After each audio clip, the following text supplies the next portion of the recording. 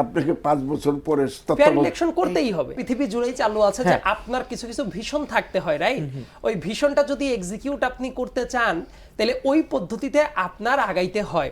Let's say ধরেন যে আপনাকে একটা উদাহরণ দিলে মনে হয় যে আমাদের আলোচনাটা দুইজনের ক্ষেত্রে খুব সুবিধাজনক হবে। লাইক আমরা দুইজন মিলে যদি প্ল্যান করি যে সামনের 15 বছর পরে আমি নিজেকে ওই জায়গায় দেখতে চাই, রাইট? আপনার হয়তো বা একটা বাচ্চা থাকতে পারে যাকে নিয়ে আপনি প্ল্যান করতে পারেন যে আমার বাচ্চাটাকে স্কুলে ভর্তি করাচ্ছি, 15 বছর পরে আমি চাই সে একটা বিশ্ববিদ্যালয়ে খুব ভালো সাবজেক্টে পড়ুক। আপনি ভিশনটাকে উল্লেখ করলেন, লিখলেন, লেখার পরে আপনি কি প্ল্যান করবেন? তাইলে ওই জায়গায় পৌঁছাইতে হইলে আমার গ্র্যাজুয়ালি এই জায়গাটা করতে হবে।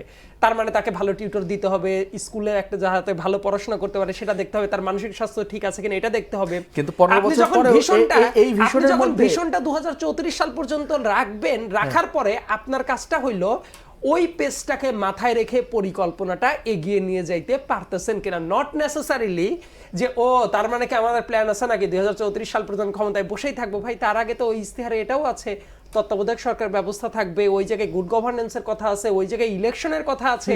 তার মানে 5 বছর পরে যদি জনগণ মনে করে তাকে ক্ষমতায় রাখবে না, সে তো জোর করে বসে থাকবে। এটা কি ইস্তেহারে বলা আছে? এটা বলা নাই। তার মিনিংটা হলো দেশে ইলেকশন থাকবে, ওইটা হলো লং টার্ম ভিশন।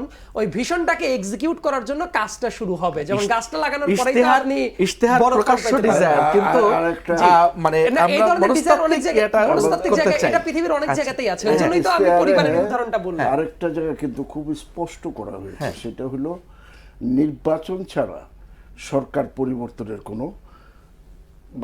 কোনো রাস্তা নেই। আচ্ছা, এবং এটা ইস্তেহার আছে, অর্থাৎ আপনাকে 5 বছর পরে ইলেকশন করতেই হবে, আপনাকে তত্ত্বাবধায়কের কাছে দিয়ে চলে যেতে হবে। আর আরেকটা ব্যাপার, পিপল উইল ডিসাইড যে আপনার আমলনামা দেখবে, যেমন আপনি 34 বলছেন, আপনার 26 থেকে 31 ইলেকশন। এই 5 বছরে আপনার টু মেক এভিয়েশন হাব আপনি কি কি পরিকল্পনা নিয়েছেন, কি বাস্তবায়ন করেছেন, এ দেশের জনগণ এত বোকা না।